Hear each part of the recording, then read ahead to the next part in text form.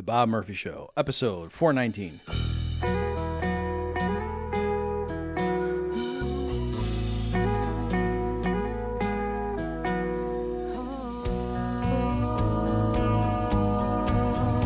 There's a tidal wave coming. What you gonna do? Get ready for another episode of The Bob Murphy Show, the podcast promoting free markets, free minds, and grateful souls. It's your source for commentary and interviews, conducted by a Christian and economist. Now here's your host, Bob Murphy.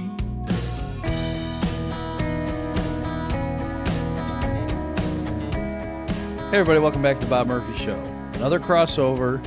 Adam and I are talking about, you guessed it, the situation in the Middle East.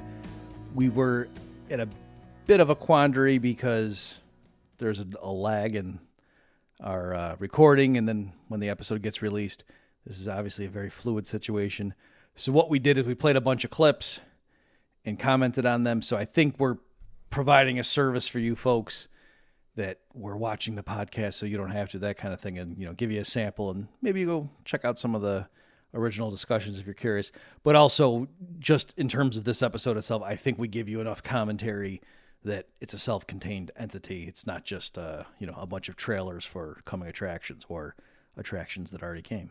So in any event, here's Adam and me talking about the unfolding drama in the Middle East. Hope you like it. Hi, Bob. Hey, Adam. So what's going on? Anything in the news?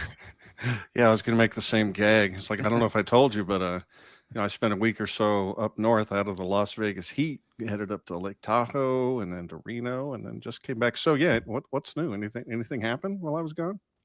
I think that maybe there might be a tariff war or something. I don't know. Yeah. So, ladies and gentlemen, we have a few clips to inform our discussion of what has been going on, which is pretty momentous. You want to say anything about them, Bob? Bob curated most of these clips, so. Yeah, so Adam and I, folks, are at a disadvantage right now because with the way our crossovers work, and we get the high production value for you folks that I'm sure you appreciate, but that means there is a lag. Like, we're certainly not just live streaming this. And so as we're recording this, it is June 23rd. Trump has just come out saying that he brokered a ceasefire. It's a weird ceasefire where Iran has to stop, and then Israel still gets 6 more hours to do whatever they're going to do. So it's kind of a weird ceasefire. I don't know what's so weird about it. Every fourth or fifth word was capitalized. I mean, all in caps. Yeah, so it's a weird tweet for sure. But even there, it's like, okay, and the last two times, Trump earlier said, okay, we're negotiating, and then sneak attack, and then also, all right, well, we're going to take 2 weeks to, no, we're not. So for all we know, as Adam and I are recording this, there's a third wave or something, or there's, SEAL Team 6 is actively decapitating the remaining heads of state. Who knows? But my point is, given that, yeah, as Adam said, I thought, I've been binging on a lot of this stuff. And so we're grabbing various clips and we'll try to present commentary that is a bit more timeless, as it were, just on these broader themes, so that regardless of what happens in between the time we're recording this and then you folks are listening to it, this will still be of some relevance to you. I think I'm going to call Trump's new foreign policy style the pull my finger approach. I gotcha. All right. Let's dive right in. Agreed? Yeah. So this first clip we're going to play, folks, is Tulsi Gabbard recently tweeted it out, and this was from her March testimony in her role as the Director of National Intelligence.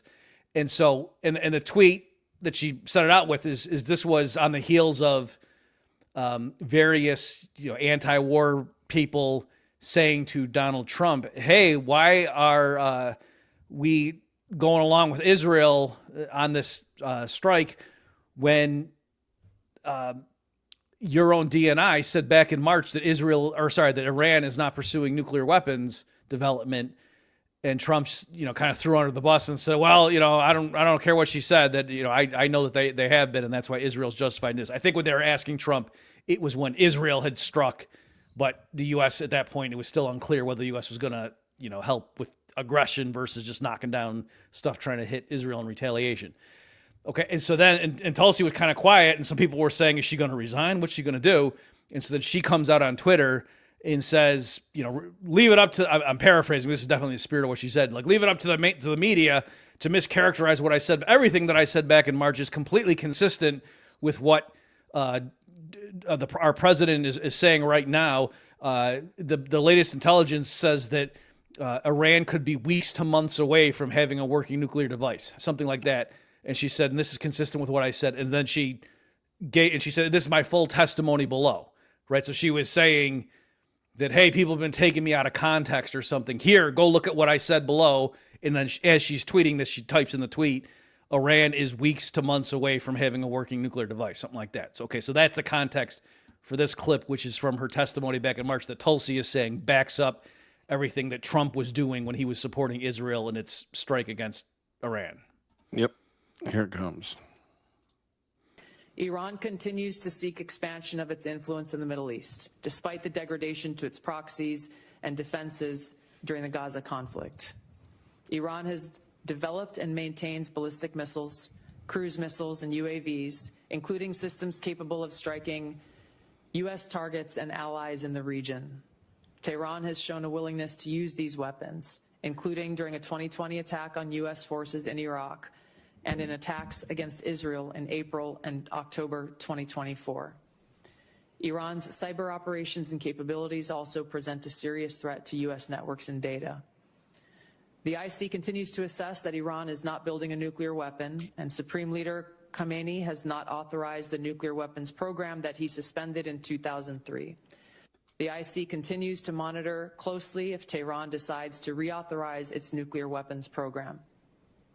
In the past year, we've seen an erosion of a decades-long taboo in Iran on discussing nuclear weapons in public, likely emboldening nuclear weapons advocates within Iran's decision-making apparatus. Iran's enriched uranium stockpile is at its highest levels and is unprecedented for a state without nuclear weapons. Iran will likely continue efforts to counter Israel and press for U.S. military withdrawal from the region by aiding, arming, and helping to reconstitute its loose consortium of like-minded terrorists and militant actors, which it refers to as its axis of resistance. Although weakened, this collection of actors still presents a wide range of threats, including to Israel's population, U.S. forces deployed in Iraq and Syria, and to U.S. and international military and commercial shipping and transit. Okay, so what you'll notice she didn't say in that clip was Iran is weeks to months away from having a working nuclear device. Right. Okay, which, if that's what she thought, might be relevant to bring up, right? And so she didn't say that. It's not just that, oh, well, she was summarizing, and actually I went and got the actual report that, her office or whatever you call it put out to accompany, her testimony there. And I read the whole section on Iran, and it didn't say anything about a timetable like that. And it said what, she said there, and what it said in the report is that Iran, there's no evidence to suggest that Iran has reactivated its actual program to try to develop a nuclear weapon. Okay, so there's that element. And as I said to her on Twitter, she didn't respond. As I said, I laid out some options, and I said, which of these is it? And I said, I don't remember the order I said it, but like back in March, you didn't think at that time that Iran was only weeks to months away, which that's possible. Or I forget what B was. And then C, I said, or is it possible that, or no, I said B, option B was, you did know that Iran in theory could have a working device within weeks, and you just didn't bother telling that to anybody when your job is to, assess threats and give people feedback as to what's the level of threat from Iran, that you didn't mention, hey, they're only weeks away, which seems like that's kind of a relevant thing you should have mentioned. Or option C, I said, when you said that Iran right now is weeks to months away, you meant anywhere from 52 weeks to 24 months. That's another possibility that would reconcile you not bringing that up and now telling you, right? So, of course, I think the real reason is she didn't think that, back then. And is now just saying that so that she's not in this awkward position where it looks like her testimony was contradicting, what her boss wants to do. One thing I will say, and folks, Adam knows this is true, that I actually originally when she came out and said that, and people were, getting mad at her and everything, I was beside myself. Like, how did we, meaning like the anti-war side, let this happen? Because guys like Konstantin Kisin, who had just debated Dave Smith on Piers Morgan's show, and we have a clip from that, folks. I don't know if Adam and I'll get to it, but that's coming if we get to it. And Kisin was running victory laps and retweeted her tweet saying, "This is what I said to Dave Smith on Piers Morgan's show, that the anti-war activists are cherry picking her testimony, making it look like she's on their side. No, she's not. She was warning what a grave threat Iran was." And so I was thinking, number one, if Tulsi did either say, or if that report had weeks to months and our guys missed that, and then we're like pointing to her as to say, haha, see, even she agreed, then that was just a really bad mistake, on a quote, our guy's part. But then when I went and looked at it, no, I'm exonerated. This is just Tulsi sucks, right? So anyway, I'm just saying, folks, it's not that I'm a reflexive cheerleader endorsing everything like Dave Smith said. I was getting ready to say he screwed up on that, but he didn't. He was entirely correct by saying Trump's own DNI didn't say anything about this. And now when she's saying the weeks to months thing, I mean, she's just making that up. Yeah, it seems pretty obvious that this is just her, backfilling, retconning the history to try and make it line up with whatever Trump and his administration are saying right now. It's pretty weak sauce. It's kind of related. Scott Horton and Dave Smith are making stronger arguments now, but over the recent years, I've always thought it was a little weak to be stressing the fact that Iran, doesn't have a nuclear program and isn't trying to make a nuke and trying to prove such a thing when the war hawks are just going to think you're naive. How could you possibly know? They're doing it surreptitiously. And it just glosses over the fact that, even if they were building one, that doesn't just automatically mean that we should try to do an intervention or a regime change or invade them to try and stop them. And Scott and Dave are making that argument now more explicitly, but I've always thought it was a little bit of a hole to just try and argue the facts about whether Iran does or doesn't have a nuclear program when, it's a much stronger and cleaner argument that, we don't want to invade them either way. It would be bad either way. Right. And you always run into this problem when you're trying to argue with people and to decide like how much of their own case should you concede, like to show that, even on your own terms, it's step 8, because then for one thing, if like the step 8 flips on you, then, you have to it looks like you're, changing your argument when technically it was like, well, I conceded the other stuff for the sake of argument when I thought I had you, but now I got to not concede that because otherwise I might lose the argument. Right. So there is that element. It's sort of like with the climate change stuff. I was always uncomfortable with the people who were against, carbon taxes and other things putting so much weight on, right? Oh, global warming is just a big scam Al Gore invented. Because like, well, what if it turns out it isn't? Does that mean all of a sudden you want to have, the UN impose carbon taxes on everybody? Exactly. And so if at that point you're like, oh, well, what I meant was, then you look like you're an idiot, so that was partly why I was trying to build out the case to say, even if it, if global warming is as bad as some of the alarmists are saying, it doesn't follow that therefore, we should give Klaus Schwab control over our gas tank. So I'm agreeing with this stuff. Now the war critics who were citing Tulsi 3 weeks ago, as we're recording this, is like, see, now they're like, oh my gosh, she's just a war pig. What a sellout. And you can't trust her. It's like, but you were relying on her 3 weeks ago. So I get that it's saying, even Trump's own DNI is saying blah, blah, blah. But in any event, yes, they should have been more careful, I think, and to say, just because the experts say this, but for what it's worth, the CIA doesn't even agree with this. Not that we trust the CIA, to be clear. Yeah, for sure. Yeah. In general, it's just always wise to not get drug into the weeds or into the mud. If you have a nice, clean argument, with solid footing, stay there. Yeah. If I could say, I know we got to keep moving here because we have so many clips to get through, but I didn't even catch this until I was just listening now with fresh ear, how when she was explaining how bad Iran is, and she was saying like they hit, U.S. forces in Iraq in 2020. Well, yeah, but you know what else happened in 2020? On January 3rd, 2020, Trump assassinated one of their generals when he went to Iraq. So arguably that might have been a reason why you could see why the Iranians might say, and also the Iraqis were really upset. Like, what do? You can't just kill people when they come visit us. What are you doing? And with weasel words, they hit struck one of our bases like it's in Texas or something. But no, we've got military bases surrounding that country over there. And yeah, it was in response to us assassinating. Anyway. All right. Why don't you set up our next clip, which is Glenn Greenwald.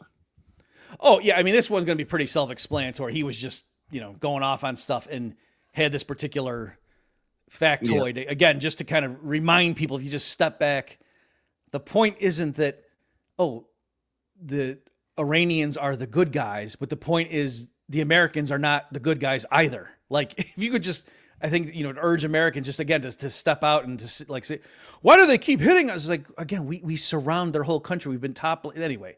But yeah, so this will give it an example again for people to understand. Well, gee, why would it be that countries around the world might not trust the United States government? Amen. All right, here's Glenn. Let's go over some key facts here. First of all, Iran is now the eighth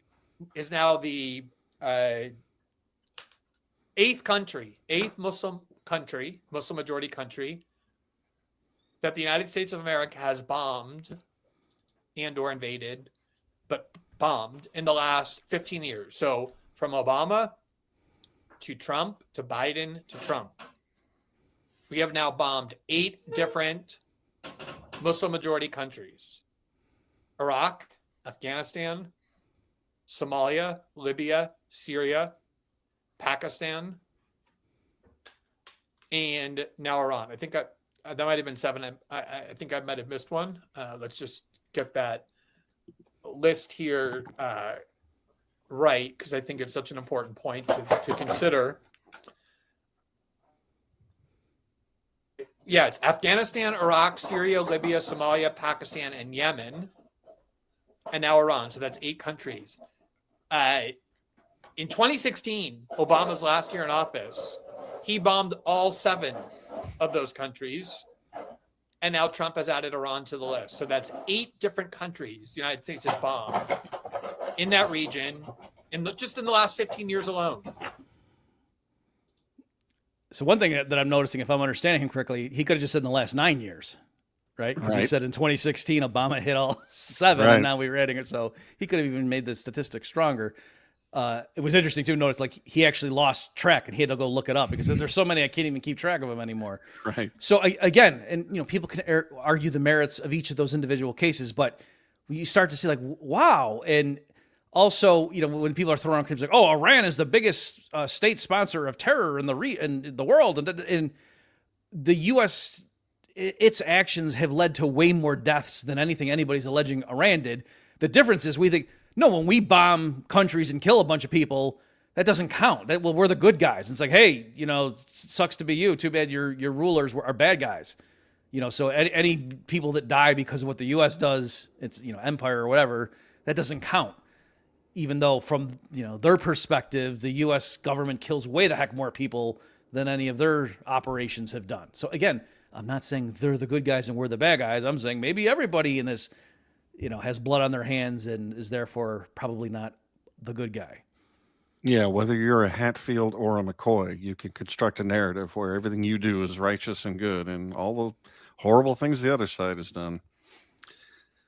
All right, our next 3 clips are from an amazing conversation that you might have heard about between one Tucker Carlson and one Ted Cruz. Shall we just leap into them? Yeah, I mean, I'll just say at the outset, so I think one of these clips, folks, kind of went viral immediately, and Twitter was both defenders and opponents of Cruz were jumping in, and so we can comment on that. The other 2, they're going to stand on their own and be self-explanatory, but I thought it might be good. I'm curious, Adam, if you and I have a quick discussion on them because it is relevant to like U.S. foreign policy, and it was interesting to see just how Cruz views things. Yep. All right, here we go. Don't know the population at all. No, I don't know the population. You don't know the population of the country you seek to topple? How many people live in Iran? 92 million. Okay. Yeah. How could you not know that? I don't sit around memorizing population tables. Well, it's kind of relevant because you're calling for the overthrow of the government. Why is it relevant whether it's 90 million or 80 million or 100 million? Why is that relevant? Because if you don't know anything about the country... I didn't say I don't know anything about Okay, what's the ethnic mix of Iran? Okay, so that, folks, was the clip that was going viral. In case you don't know, you want to take the shot at that? I just think it's hilarious that Tucker's like a dog with a bone. He just wasn't gonna let it go, and it's dangerously close to the "what have you never even been" criticism. Right. It's not quite that bad, but it has shades of that. It's not like you're attacking, the argument specifically. You're just trying to demonstrate that the guy doesn't know what he's talking about, which may or not be the case, but you're not demonstrating it. Yeah. So on that, I understand, like, your reaction, and I was getting the defenders of Cruz who were really outraged at Tucker, and there was some memes, some better than others. But like, I saw a guy, he posted a picture of a jar of jelly beans, right? And he said, I think it would be good if Iran didn't have nuclear weapons. Okay, well then how many beans are in this jar? Right, as if that was, and I thought, okay, that's ludicrous. That's like a twofold fraud based on what happened, is because obviously, number one, it's a lot more relevant if you're advocating for regime change, which Cruz was in that interview, by the way, folks. He wasn't, and to say, well, shouldn't, how many people roughly are on the side of this country that you think we should, go topple their government? Because that's relevant to say, like, is this going to, possibly lead to a bunch of refugees, or a gauge of their military strength? Is this a good idea? Right. So that's way more relevant than how many jelly beans are in this jar. But also, if I just finish, the equivocation of saying, oh, all I'm saying when I want regime change is I just don't want Iran to have nuclear weapons. And so if you're against massive war or huge airstrikes, that means you must be for that. And the analogy I used was, okay, what if somebody says, hey, are you against teens having premarital sex? And I say, yes. Does that commit me, therefore, to having Israel go assassinate frisky couples? And then I said, what? I thought you said you were against it. You know what I mean? It's got to be. Right. So I'm just pointing out that, I get it. It's Twitter. It's a meme. It was supposed to be funny. But I'm saying, like, everybody piling on both sides, I think it was just, making it ridiculous. But go ahead. Yeah, and just to support what Tucker was doing there, Ted Cruz is advocating for regime change in Iran, and he was bragging that he was against the Iraq war that George W. Bush did and what Obama did in Libya. And one of the reasons he was critical of it is because when you topple regimes, you don't know what's going to happen. Mm-hmm. And so, you might want to know the answer to the questions that Tucker was asking, especially what's the ethnic makeup of the population, right. What's going on in there, to try and, because do you have a plan for what's going to happen, or an inkling about what's going to happen if you topple this regime? So from Ted Cruz's own perspective, he should know these things if he's advocating for something as risky as that. Right. And by the way, so again, when I saw that clip, my reaction was the same as yours, Adam. I said, oh, the Douglas Murray fans are going to, pounce on this and use it to say Dave's being a hypocrite for, because he probably would like that. But on the other hand, I mean, just to make sure people aren't, they are distinct in the sense, Tucker wasn't saying, have you ever been to Iran? Well, then how could you possibly know? He was saying, no, it's clear there are important things that one ought to know before making the case that you don't know. So if Douglas Murray had said to Dave, okay, well, how much, rough ballpark, what percentage of food do you think has been blocked from getting in? And Dave said, I don't know, you tell me. Then that would have been a pretty bad show by Dave's part. You get what I'm saying? Whereas Dave was saying, yeah, I haven't been there, but I think I'm making a case. If you have been there, then tell me what argument I'm saying that's wrong. So again, it wasn't, Tucker wasn't saying, well, how can you know their population by relying on a census that's on Wikipedia? I need you to go over there and do a head count. Otherwise, exactly. I don't, that would be more analogous to what Douglas Murray was saying. Exactly. All right, let's play the second clip here. Same conversation. So whether it's securing the border, whether it's the insanity of COVID lockdowns and the vaccine mandates, whether it is the Second Amendment or the First Amendment, you and I agree on a ton of stuff. The 20% where we disagree, I do think is meaningful. And it's mostly in the foreign policy space. And what I would say, if you'll allow me to get a little theoretical, and then I'm happy to get specific. Yes. For a long time, people had perceived two different poles of Republican foreign policy. There have been interventionists, and those have been people like John McCain and Lindsey Graham and George W. Bush. And there have been isolationists. And the most prominent of those have been Ron Paul and Rand Paul, and there are others. And people perceive those are the two choices. You got to be one or the other. I've always thought both were wrong. I don't agree with either one. The way I view my own foreign policy... I'm with you, by the way, for whatever it's worth. Yeah. I agree with you. Okay, good. I don't know who set up that binary, but there are lots of choices, actually. I mean, people sort of naturally fall into... I think they want to classify people, and they're like, okay, you're one or the other, and you got to be all or nothing. And the interventionists, it seems, have never seen a country they didn't want to invade, and that doesn't make any sense to me. And the isolationists, I think, don't take the threats to America seriously, and I think that's naive and it doesn't work. And so my view, I consider myself a third point on the triangle. And what I describe that as is that I am a non-interventionist hawk, which sounds a little weird, but what do I mean by that? I mean the central touch point for U.S. foreign policy and for any question of military intervention should be the vital national security interest of the United States. How does this make America safer? How does this protect Americans? If it does, we should be strong. And actually, another way of conceiving what I'm saying, I'm speaking theoretically, but Reagan referred to it as peace through strength. And actually, I think Donald Trump's foreign policy is very much what I'm describing, a non-interventionist hawk, where he understands that, and I think this is historically true, the best way to avoid war is being strong. That weakness and isolationism, I think, encourages war. So going back to regime change, where you started in Iran. I don't think I disagree with anything you've said, so we may not be that far apart, really, because you said that the single criterion for making decisions about America's foreign policy is America's national interest. Yes. That's it. Yeah. Which is also America first. That's another way of putting that as well. I think it's the definition of it. Yeah. Ted Cruz is such a snake. Can I go first? Yeah, oh, totally. It's a completely preposterous framing that an interventionist doesn't see any country they don't want to invade or bomb. Well, no, nobody has that position. Even John McCain and John Bolton don't want to invade Luxembourg, when they wake up some Saturday morning. And not even Ron Paul or Thomas Massie or Rand Paul or I don't care what's going on. They could be loading the nuclear missiles and fueling them in the silos, and I wouldn't do anything to try and stop that because I'm a non-interventionist. Nobody has any of the positions that Ted Cruz just insisted were the two poles that everybody falls into. No, everybody who has a view on foreign policy says that theirs is one that just makes sense. We intervene when it makes sense to do so. And he's trying to bamboozle you into thinking that he's just some sophisticate and everyone else just has a reflexive position on whether intervention makes sense or not. And that's just a lie. That was awful. Right. Yeah. So I thought you would like that because to me, it reminded me of your disdain for the minarchism that comes up often and how they're trying to have, thread the needle. And you're right. I was going to make an analogy like economic policy and say what Ted Cruz is a market socialist. See, so you got some people that they just want the government to run everything, and then there's other crazy people that don't want the government to do anything. And so what I'm saying is government intervention only when it is a good idea.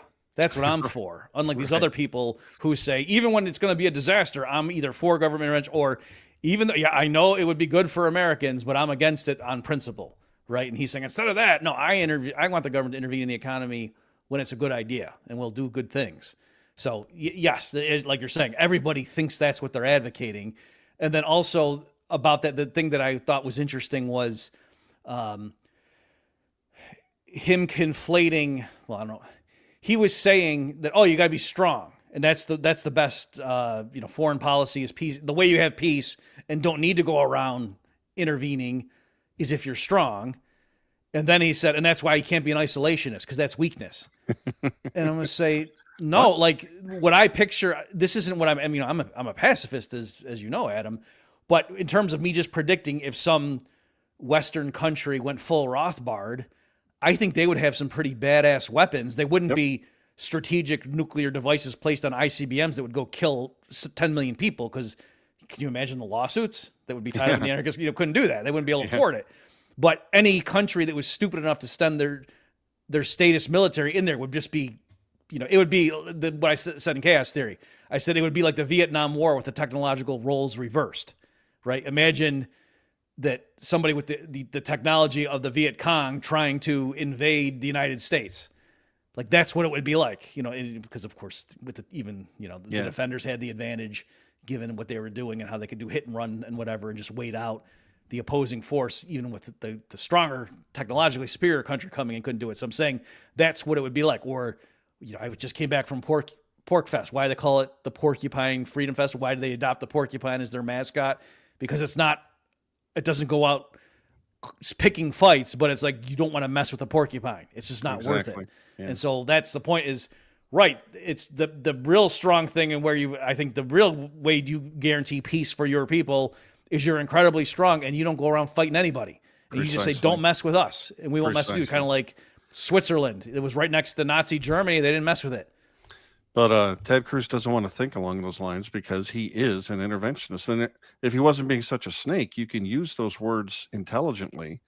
Like, it does seem to be the case that there is a group of politicians that tend to overestimate the good that can be accomplished with military interventionism, and they tend to discount the costs, the blowback, that you tend to get bogged down in quagmires when you do things like this. They overhype. I don't know what reason. Maybe they're in shills for military industrial complex lobbyists or those of foreign countries. And there does seem to be another group of people that tend to think it's wiser to not get involved as a people, as a nation, as a country, that in general, you make your nation, your citizens weaker and poorer and more prone to being blown to bits and committing suicide when you don't just reflexively adopt that policy. And that would have been a useful way to group people into buckets. But no, Ted Cruz had to lie in order to make his version of bellicosity seem so sophisticated,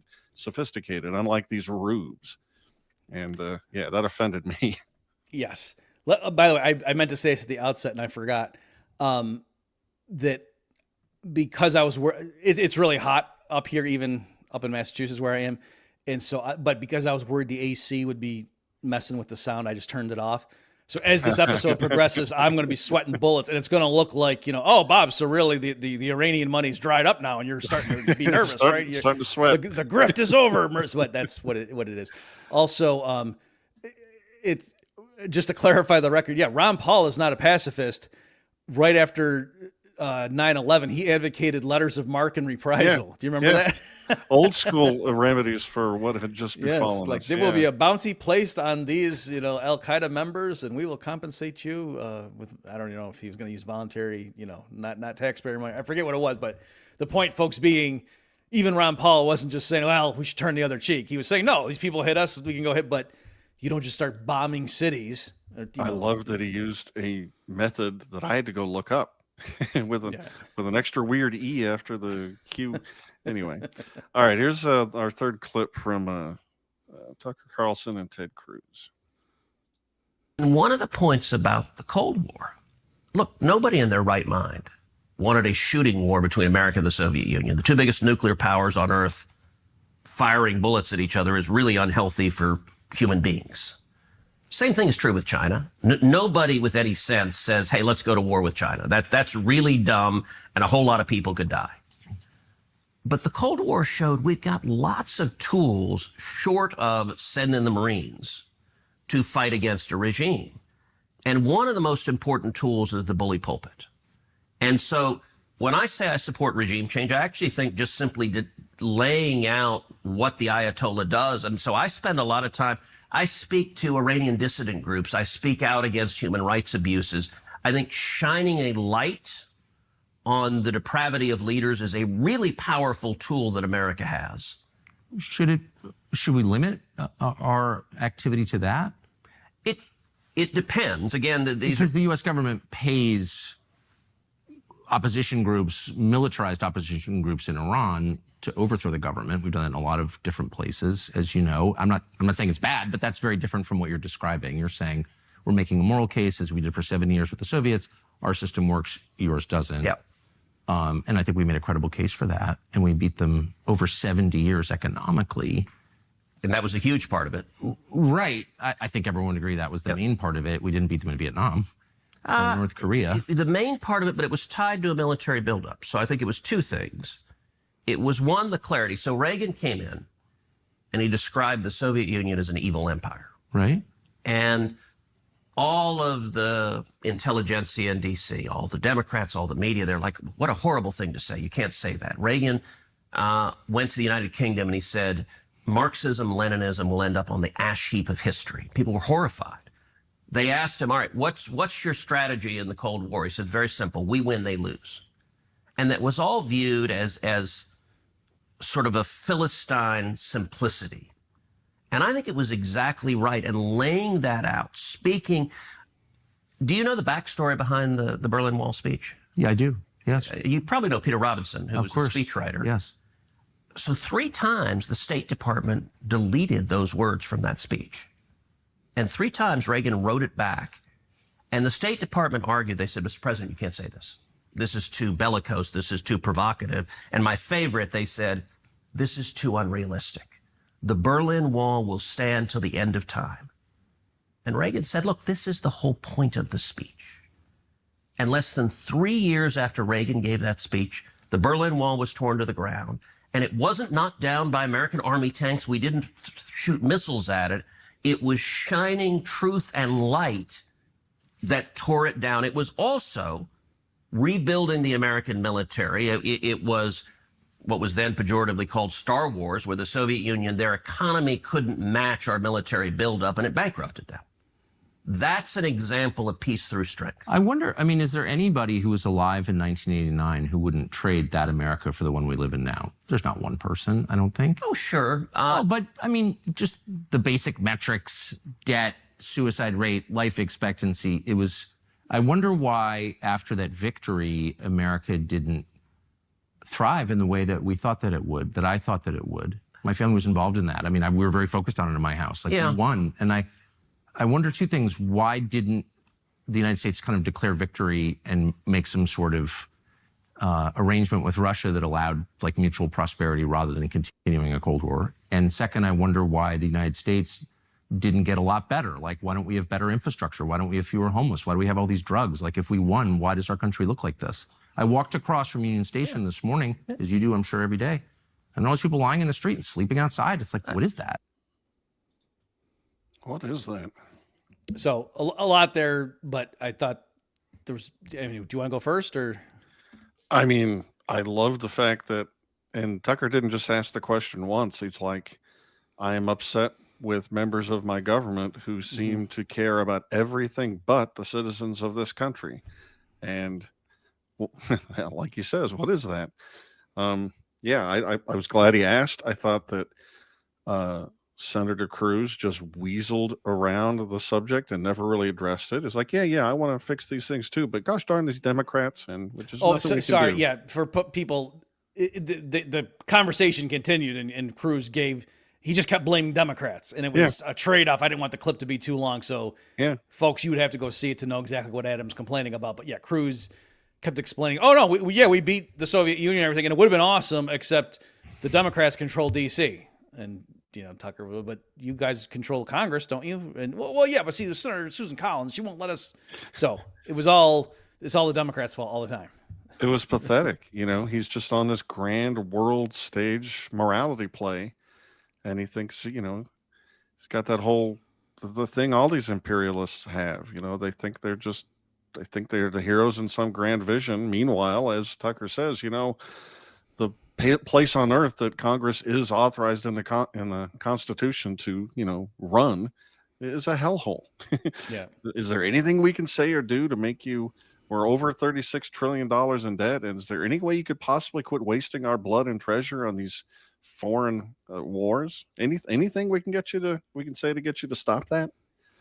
The other thing that I thought was interesting was the reason I included it in the clip, all the stuff about peace through strength and the rhetoric and a city on a hill. And city on a hill, yeah. Rand Paul could have just said all that and that's why I think us shooting missiles at Iran is a really bad idea.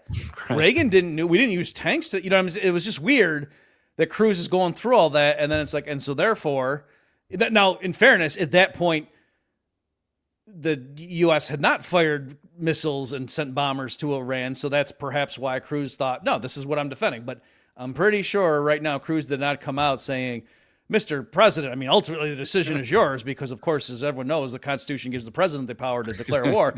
But still, as a mere senator, I don't mean to challenge your judgment, but Ronald Reagan didn't use this to win the Cold War. He didn't directly. So why do you feel the need? No, I didn't check, but I am certain Cruz did not say that. Yeah, they sound like they're elder peaceful statesmen in the mold of Reagan or, John Quincy Adams or Washington or Jefferson, but that's all to placate people. What they really want is more money and more war. And aren't you guys sick of it? I'm pretty sick of it. Bob, are you sick of it? I am. And again, it's snake is a strong word that you use, but I won't say you're wrong. But it is so frustrating. Like, it'd be one thing, because he's a smart guy too. Right? He's not just some buffoon.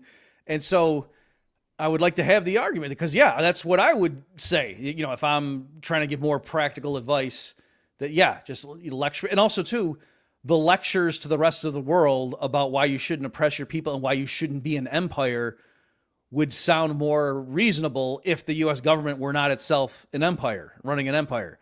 And if, they also didn't prop up corrupt regimes when they were allied with our interests. You know what I'm saying? So, yes, if the U.S. government actually were run the way Ron Paul would want, or if there were Ancapistan out there would be plenty of moralists writing from behind their protective, defensive bubbles generated by the Acme Corporation with no capital gains taxes. And that's why they would invest in such technology and, writing screeds about the non-aggression principle and, and they would have some plausibility.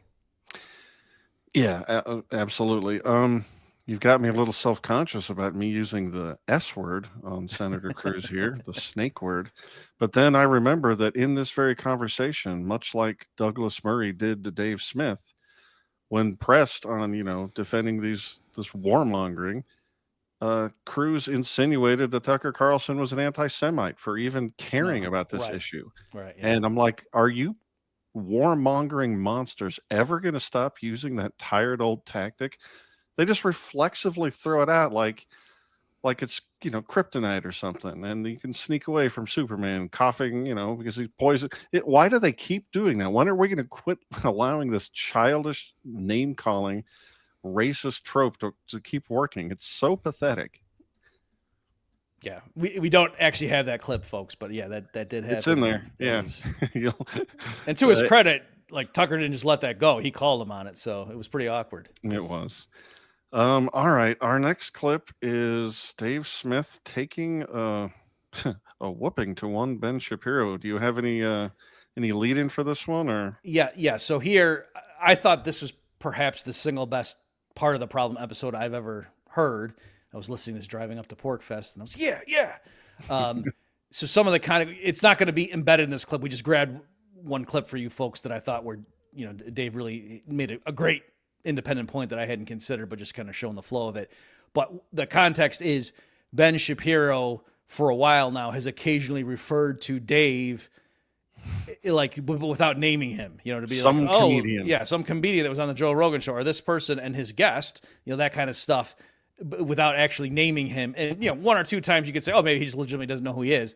But after a while, it looked like, no, he's consciously not doing it because, I don't want to give this guy a platform. Like, I'm Big Ben Shapiro, who's this punk, But at this point, when Dave came out, saying I shouldn't have voted for Trump and he should be impeached for these things that he's doing with, vis-a-vis Iran, that's when all the neocons came out. And I don't know if literally a memo went out or something, but they all just started denouncing him by name. And so Shapiro hits him and then Dave comes back. And the title he gave to this was the funeral of Ben Shapiro? Something like that. Something like that, or Ben Shapiro's funeral. I think it was the funeral. So anyway, I thought it was a great episode. We'll just give you a little taste of it here. Let me tell you something. I remember Ben Shapiro from the first time Ben Shapiro ever came on my radar was in 2012 when Ron Paul was running for president, and he attacked him in the most vicious way. The guy who was against all of the terror wars from the very beginning, the guy who was against the Patriot Act from the very beginning, the guy who got everything right while Ben Shapiro got everything wrong. He called him an anti-Semite and a racist and a loon and all these things. Never went back and apologized, never corrected the record. That's who this guy is. Here, let's keep playing. And you know what I voted for? This. And you know who represents that view? The President of the United States, who on the afternoon of June 17th put out on Truth Social the following statement, all capital letters, unconditional surrender, exclamation point. So is that not America first? Or it wasn't America first when America asked for the unconditional surrender of Japan. It wasn't Here, let's America pause first when America sought to end. I mean, no, how pathetic is that? Oh, okay. So you're bragging on one hand that he's decapitated Iran without firing a single shot, and then also boasting that he's demanding unconditional surrender. Okay, if you want to argue that demanding unconditional surrender from Japan was America first somehow, that anybody who's familiar with the history of the term America first, think about the inversion of language here. That was America first, demanding an unconditional surrender from Japan, by the way, against the wishes of 5-star General Dwight D. Eisenhower, who didn't want us to drop the nukes, thought it would be horrifically inhumane and completely unnecessary, and that Japan was willing to negotiate a surrender anyway. That's just a 5-star general, though. I mean, what does he know? Next up, Ben Shapiro. But so that's it. So we're demanding an unconditional surrender. Well, one thing I'd say that demanding an unconditional surrender from Japan and now demanding an unconditional surrender from Iran, well, does seem to imply that America's at war now, doesn't it? Usually parties who aren't at war don't demand unconditional surrenders from the other. By the way, there's so much here that's just so ridiculous, the war propaganda, because you have to understand, right? Like in the worldview of the war hawks, this is just like World War II. Every single war is just like World War II, but it's nothing like the wars in the last 25 years. You understand that, right? Going to war with Iran has very little in common with Iraq and Afghanistan and Libya and Syria and Somalia and Yemen or Niger or Pakistan. There's very little in common with that, but it's just like World War II. You see that? There's a slight difference, a couple, I would say. I mean, this isn't the type of thing that will ever stop Ben Shapiro from supporting a war, but Japan attacked us. That was a big part of the calculation before we demanded that unconditional surrender now, wasn't it? Okay, so what's funny is that might seem odd to people if you haven't been keeping track. You're like, yeah, we just bombed the crap out of what?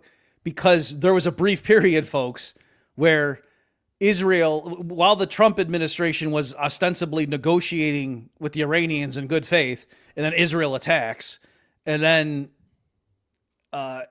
some Israeli sources said, oh yeah, the Americans knew all along we were going to attack and we got the green light from them. And they were just sort of, pretending to be negotiating so that the Iranians wouldn't move their scientists and, military leaders out of the way. But technically the U.S. had not yet joined. And for that brief period, people like Shapiro and others were going, you anti-war, you guys are such hysterical lunatics. Everything's always World War III. We're not even at war with Iran right now. Israel just hit them. We didn't even do anything yet. What are you talking about? Why don't you just calm down, guys? Take a chill pill. And then at the same time, we're not America. You guys get to determine what MAGA is? I mean, Trump just tweeted out unconditional surrender. I think he knows what MAGA is all about. And so that's what Dave was just pointing out there, that they were simultaneously arguing the U.S. is not at war with Iran and Trump is such a bold, badass leader demanding unconditional surrender, just like we did in World War II with the Japanese. Oh, so you think the Japanese should have been allowed to bomb Pearl Harbor and just we do nothing? Is that what you think, Dave Smith? That's what they were trying to, and that's where Dave's like going crazy. Yeah. It's funny. I mean, you see it all the time with these people. They reveal themselves with the slip of the tongue.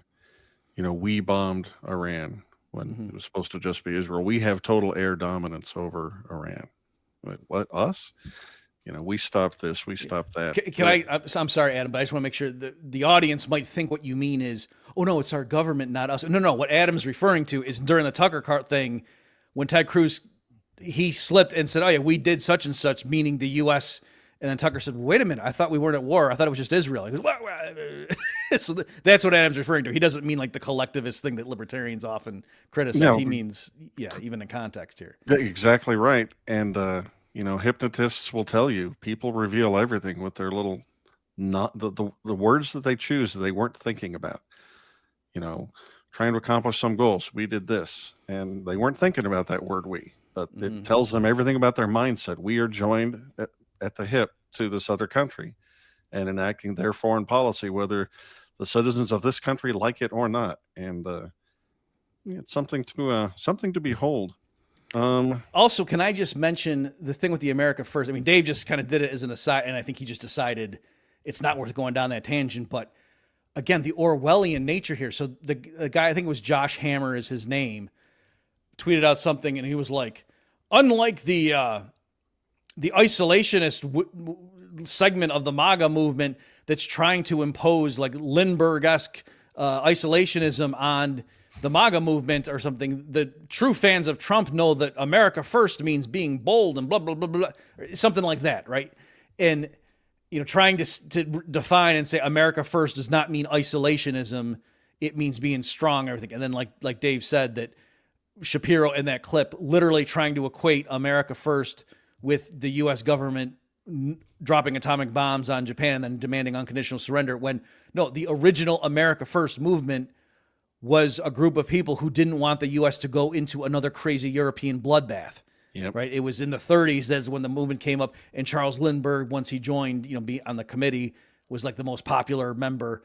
And so I tweet all that out, and I thought, should I put in another thing, like the linked tweet saying in before, but Bob, Charles Lindbergh was an evil Nazi sympathizer. And I said, no, that's not even, I'm not good. But no, then of course you should do some research on Lindbergh. Like, yeah, thanks. I know that doesn't change what America First was all about. Okay. Yep. Very good point. All right. Our last clip is Dave Smith debating Konstantin Kisin on Piers Morgan's show. I think what you're seeing is actually the opposite of the way you characterized it. I don't think you're seeing a massive response from Iran. I think you're seeing as good as they can do, and it's not very much. Well, look, I mean, this is what remains to be seen, and we don't know. But in 2007, when Dick Cheney was trying to push George W. Bush into war with Iran, it was the Pentagon who stopped George W. Bush from doing it. And it was them who said that we do not have escalation dominance over Iran, essentially meaning that we have, we still have thousands of troops in Iraq right now. We have bases and embassies all throughout the region that they can touch. Now, we'll see, I guess, Piers. I guess we're going to play this game. I guess we're going to play this incredibly risky game. I agree, it's high risk. For no reason, essentially, from the United States of America's interests. And, look, this stuff, I'm sorry, I just find this to be too ridiculous. All of the intelligence is saying that they don't have nuclear weapons and they're not pursuing nuclear weapons. There is one country, one government in the Middle East that is not a member of the non-proliferation treaties that has nuclear weapons secretly. And it ain't Iran, it's Israel. It is so ridiculous. Well, I agree, it's absurd. As you know, I agree. Look, I agree. I don't understand how Israel is allowed to continue pretending they don't have nuclear weapons. But what are you saying? Are you saying Iran should develop nuclear weapons to compensate for that reality? Or No. What I'm saying is this, okay? Whenever you guys talk about this, even already, and Piers, I got to say, I thought you were a little bit guilty of this right after October 7th, understandably, perhaps so. But even right now, whenever we talk, it's all about the Israeli perspective, as if we're all Israelis. Oh, Israel can't take the risk that they have 60% enrichment. Israel can't get this wrong the way I could change my mind about supporting Donald Trump. I guess Israel can get it wrong when they lure America into a war, when they pump out propaganda saying that Saddam has weapons of mass destruction. That's okay when they get that one wrong, but they can't get this one wrrong. Okay, fine. Why are you blaming Israel for that? It was your own government lying to us about that. I was protesting against the war in Iraq exactly the same way you and Piers. I think we all oppose it. But it was our government's lying to us. It wasn't about Israel. Why is everything that happens in the world the fall of Israel Day? This is such a blatant straw man. I didn't say everything in the world is the fault of Israel. I'm saying they were also guilty of this. But why are you putting the emphasis on them when George W. Bush and Tony Blair were using their bully pulpits to make this point to a far wider audience than some guy in the Middle East called Benjamin Netanyahu?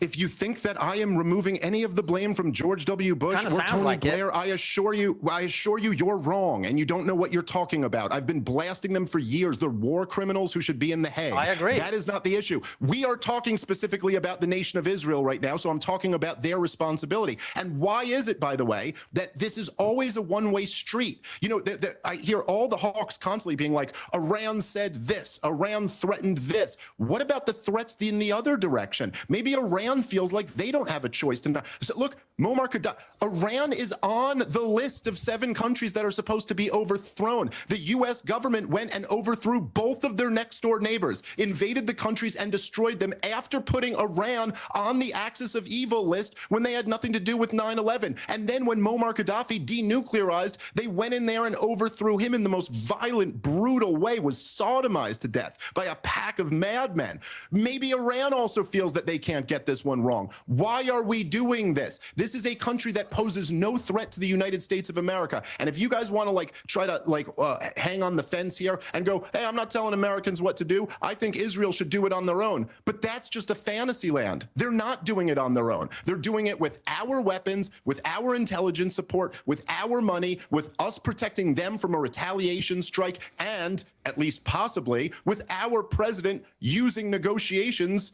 to dupe Iran into thinking that they weren't at risk. I mean, that's what Benjamin Netanyahu says, and that's what some other reporting says. Maybe that's not the case, but either way, he pretended like he was afterward. So no, none of this is being done without America. Boom. Yeah, so I just grabbed that, folks, at the last minute and said that because Dave was so fired up and just, firing all cylinders. So let me just emphasize, because as we're recording this, folks, on Twitter, a bunch of people are running victory laps and citing Dave Smith by name as the biggest loser here is him. Because again, Trump came out and the story is no casualties except the people in, Tel Aviv and Iran that died. Other than that, though, no casualties from the Iranian strike on the U.S. base in Qatar. And apparently the Iranians and Israel are having this ceasefire that the U.S. brokered. Interestingly, I saw at least one report that the Iranians were telling if it was the BBC or somebody saying, what are you talking about? We didn't agree to anything. They're just making this up, but I don't know if that's true or not. But in any event, and people are saying, the only thing hurt here is Dave Smith's credibility. Like I saw people, citing him by name. But again, partly why I like that clip there is, you notice this was from a few days ago. Dave is railing against them for saying, what do you guys, man, you pacifist wussies, you isolation. The U.S. isn't even involved right now. Israel can just do this on their own. What are you talking about? And so they were totally wrong about that. You know what I mean? That was disproved. And yet it's not like they say, okay, yeah, we did get that one wrong, but still, in the grand scheme of things, the Iran couldn't have a nuclear. That's fine. But because, Dave was saying Iran might retaliate and hit U.S. troops. And also there's some, I'll try to say this quickly, Adam. I realize I'm ranting here. I saw some people arguing against Dave, and they're saying you're trying to have it both ways, that if Iran doesn't retaliate and do what thus far looks like it happened, folks, is that Iran did shoot some missiles at the U.S. base in Qatar, but through back channels kind of gave them a heads up, and so that nobody ends up getting killed, and so that the Iranians can show their people oh yeah, we're just going to take this, let these people, we're going to show we're strong, but realizing we can't kill 50 U.S. service members, or otherwise they're going to bomb the crap out of us. So, and Davis trying to cite that as we speak here and saying, okay, but I thought they were these irrational actors. We can't allow them to get a nuclear device because unlike the Soviet Union or North Korea, who can have nukes and know not to just, start going around nuking London and, Manhattan and whatever, that, the Iranians can't be trusted because they're just crazy religious nut jobs. They want to get to heaven and have 70 virgins. So that's why we got to do it. But yet they do understand, we better not hit their base too hard and we better warn them through back channels. So Dave's trying to do that on the one hand. But then if the Iranians did, send a massive retaliatory strike and kill 200 Americans in one day, Dave would have also said, I told you. And so I can see how, the Hawks are accusing Dave and saying, okay, so no matter what happens, it proved you were right. But again, I could flip that, and let me just read, and then I promise, Adam, I'll let you talk. I just thought it was amazing the specific way that he put this. Oh, and of course now I can't. Oh, here it is. Okay, so Dinesh D'Souza on June 22nd said, I hear Iran will do this or that, Strait of Hormuz, sleeper cells, but Iran cannot act without considering the U.S. response. Iran has no viable options. Everything they do will bring intolerable pain. So they're likely to do nothing. This is the logic of deterrence. Okay, so he said that after, the U.S. hit them, the Operation Midnight Hammer or whatever. And so then I said in response, please pick A, Iran can't be allowed to get a nuke because unlike the USSR or North Korea, they aren't guided by self-interest and would immediately detonate it in Tel Aviv. Or B, we don't need to fear blowback on this strike because Iran understands the logic of deterrence. Okay, so my point is that, at least the way Dinesh D'Souza just framed that is also unfalsifiable. That no matter what happens, like in other words, if Iran does nothing, he's going to say, see, I told you, they're a bunch of paper tigers, and that's why Israel was correct and the U.S. was correct in bombing their nuclear facilities because we achieved our objective without any blowback, just like we said. But if Iran had gone nuts, Dinesh would not have come out and said, oh, maybe bombing their nuclear site was bad. No, he would have said, see, this is why if they're this crazy with conventional weapons, all the more so we can't let them get nukes. Right? So again, it's, Dave can frame it both ways, but so would the Warhawks. It's like nobody would ever say, oh, yeah, I got that one wrong. So grand summary here, what I would not have had a problem with is if I saw Dinesh D'Souza or people like that saying, guys like Dave Smith or whatever, they're right. Maybe Iran will retaliate and kill hundreds of U.S. troops. But you know what? They've been funding terror attacks throughout the region all along. Some hundreds of, the claim is that Iran's responsible for like 600 of the U.S. military deaths in Iraq. Okay, I don't know if Scott Horton would, disagree with that or whatever, but I'm saying that's what the Warhawks, when they say Iran is the leading sponsor of terrorism, that's the kind of stuff that they're pointing to.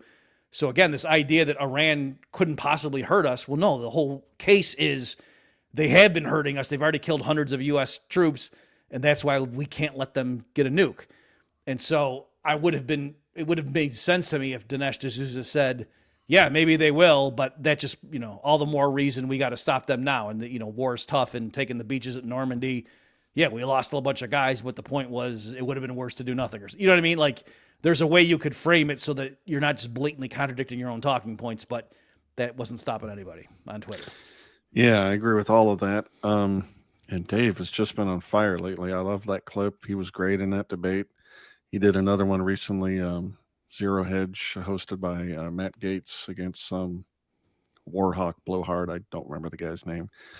I have a serious question for you, Bob, and I'll be very impressed if you can answer it.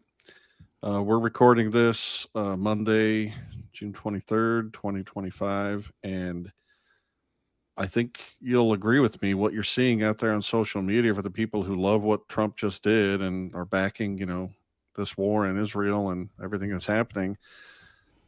Trump is celebrating this massive peace is going to break out and the two sides are having a ceasefire and look how great it was what I just did.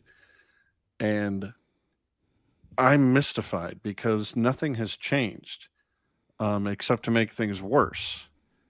You've seen the pictures of what looks like a convoy of trucks leaving that Fort Out place before the bunker busters get there, and it looks like they took out everything of interest, or at least enough of it so that they can still make nukes if they want to. And now you've got Vladimir Putin today told Iran's foreign minister that he's ready to help the Iranian people, whatever that means.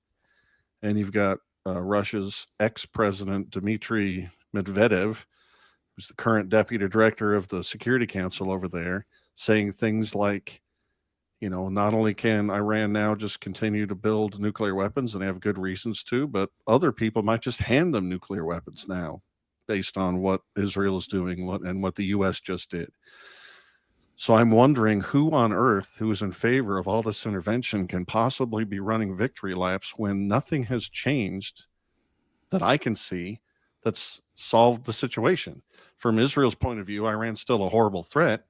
And, whatever hornet's nest the Iranian regime is, you just stuck a stick in there and rattled it around. So why do we believe that Trump's a 9D chess genius and has figured it all out in pieces, mission accomplished? George Bush style, I think it's insane. And I think it's so insane that I don't even understand how they could be pushing this narrative. What am I missing? I'm just relieved. I thought you were going to ask me the population of Israel. I was gonna say, I don't go around memorizing population figures. Yeah. So by the way, on that point, before I forget, again, just how dishonest everybody is. When that thing was going, I saw some of the Cruz's defenders coming in and going, "What's the big deal? He knew the range." And be like, "What are you talking about? No, he didn't. He knew the range after Tucker." Right. After Tucker told him the number, Yeah. he was able to say a number higher and lower than that. Yeah. But no, it's not that before Tucker, and Tucker even gave him an option to say ballpark, or, I forget the exact, but Ballpark, yeah. Cruz did. Yeah. I mean, I wouldn't surprise me if he had, I think if Tucker had really been devious, he would have said, 28 million to see if Cruz went, "Oh, really? I thought it was higher than that." You know what I mean? Where he was like, "Okay, so what does it matter if it was 25 million or 32?" And then he was like, "No, actually it's 92. And okay. So anyway, to answer your question, right. I mean, again, this is silly, but so what? Everyone's throwing out stuff. Look at what the Israeli government is doing and has done to Gaza. I mean, it is crystal clear that they're just saying, all right, the world hates us at this point anyway. We're going for it. We're clearing that place out. I mean, folks, if you look at the photos of that, it is not like, oh yeah, every 10th building has some damage. No, there's places that just as far as the eye can see, it is completely leveled. And so, it certainly looks like they're just saying we're taking this opportunity, to do this. I've seen newspaper clippings, just as Adam and I were getting ready to do this recording, of certain Israeli officials saying things like October 7th was a miracle because it gave us the opportunity to do what needed to be done now in Iran and stuff like that.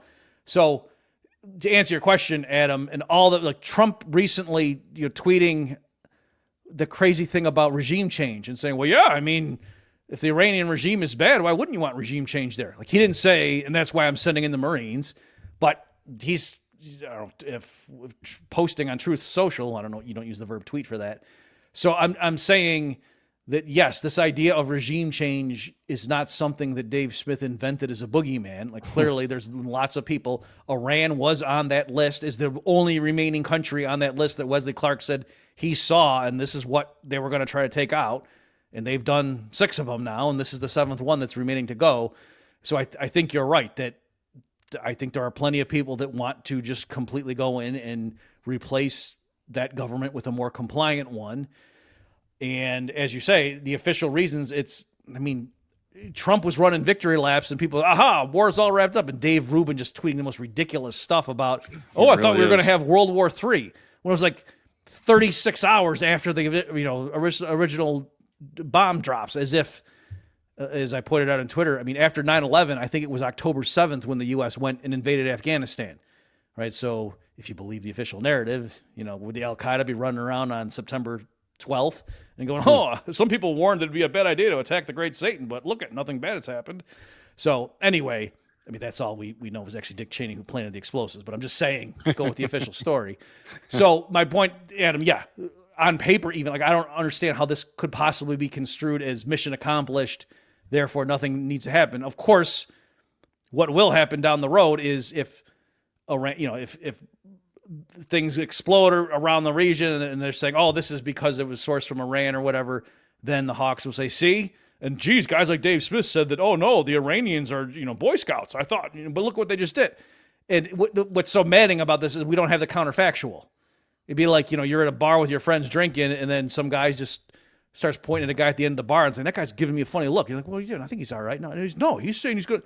And then goes and kicks him in the nuts, and then the guy starts swinging and then comes back and, I told you that guy was a problem. It was like, well, what did you think he was going to do? So again, with all this, a lot of it is the framing. And if you're just absolutely certain that your government and your allied governments are the good guys always and everywhere, and that, geez, we're just minding our own business and all these countries keep trying to attack us for no reason, then you can go through life thinking that, but that doesn't seem to be the way this is playing out. And in any event, yes, to answer your question, Adam, it would seem to me the lesson would be, if you were these governments who are not friendly with the U.S. right now, is yes, we need to get nuclear weapons as soon as possible, because that is the only way. You could be in the middle of negotiations with them and they will just start bombing you. They will assassinate your leaders when they're in other countries, on countries that are ostensibly friendly with them.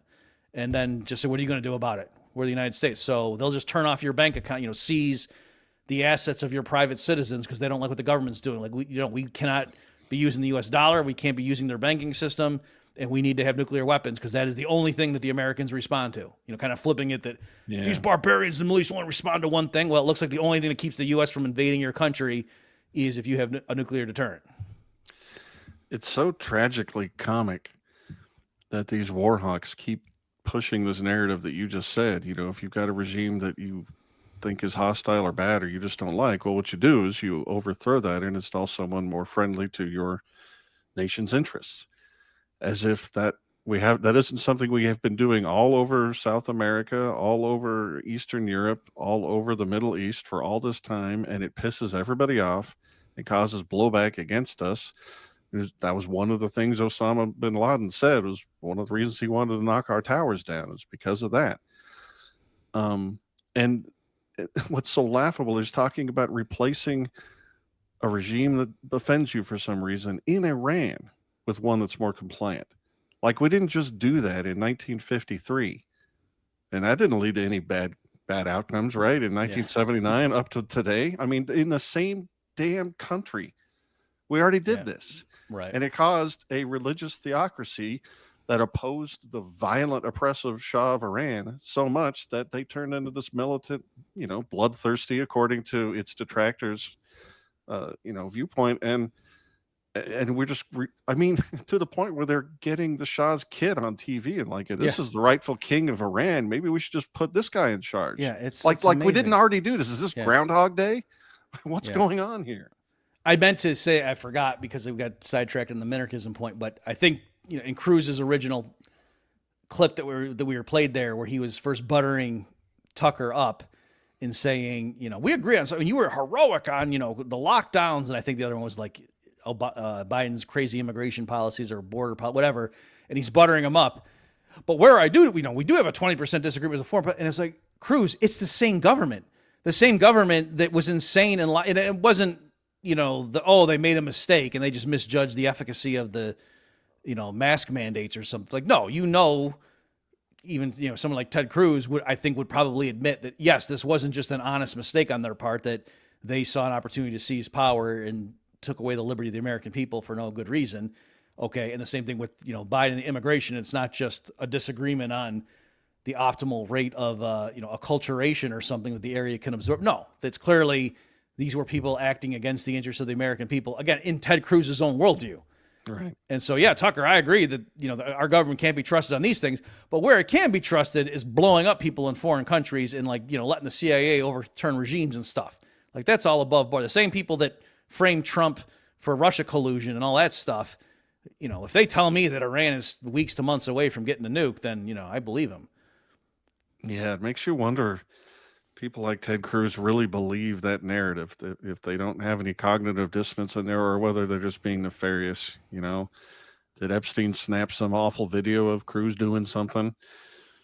Not accusing, just the people's behavior just seems pretty weird when they're just so pro-war all the time. And when in spots like this, where it seems like it would contradict one of their basic worldview points. Yeah.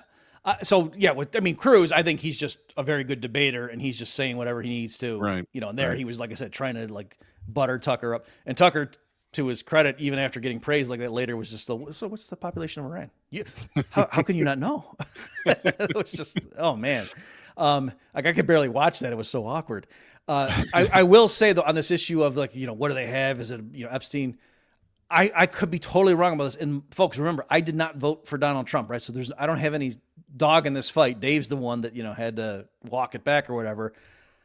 I'm telling you that May 28th press conference, when they asked him, apparently you had a phone call with Netanyahu last week or whatever, and asking, telling him, because they were threatening they were going to strike Iran. And, did you tell him to wait and give your negotiations time?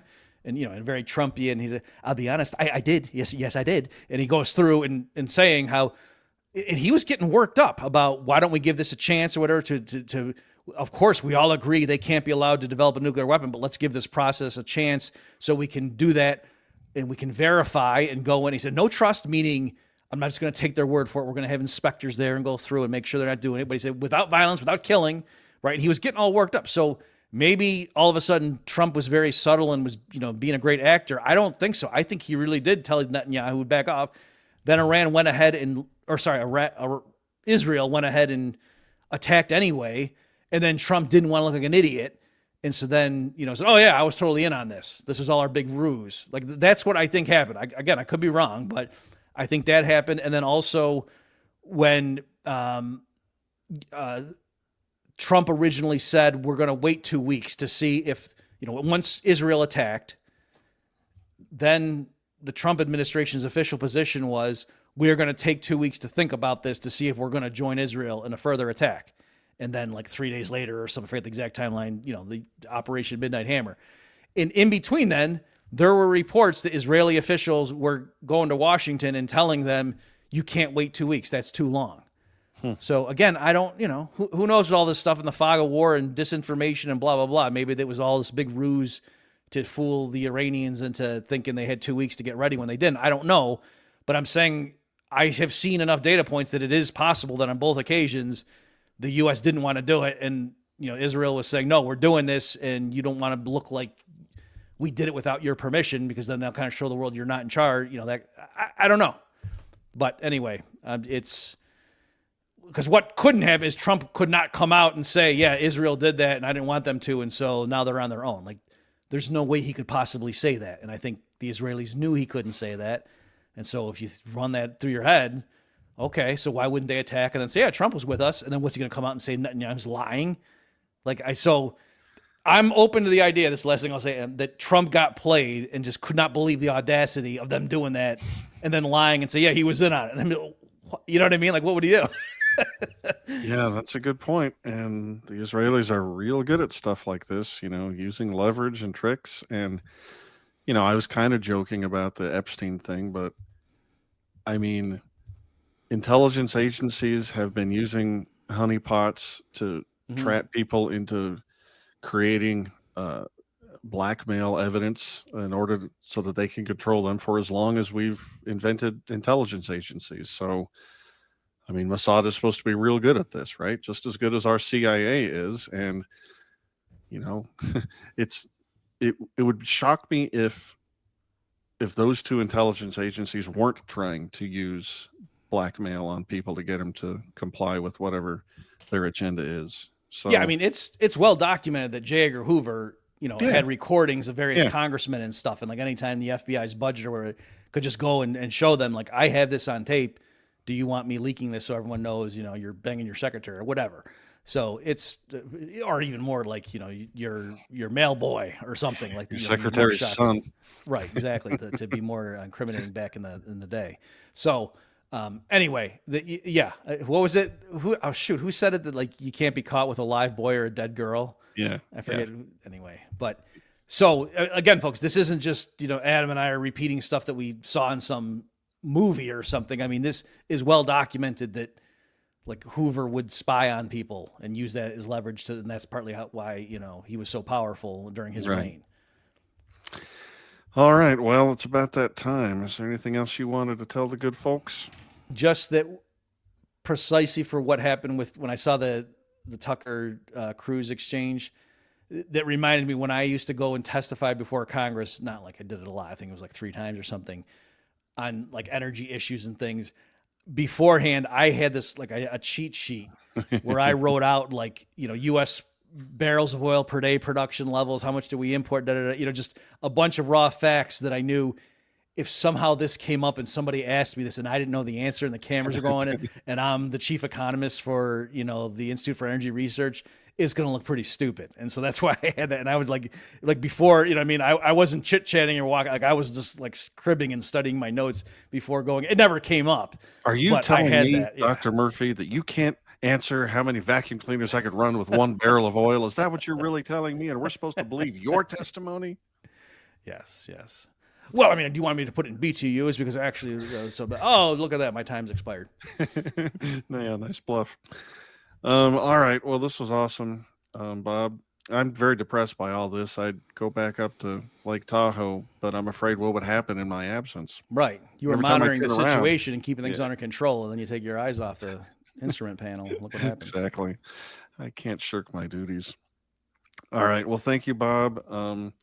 Thank you, ladies and gentlemen. If you're watching this on Bob Murphy Show, please check out Heyman Nature on YouTube and podcasts and Substack under that name. And if it's the other way around, check out bobmurphyshow.com.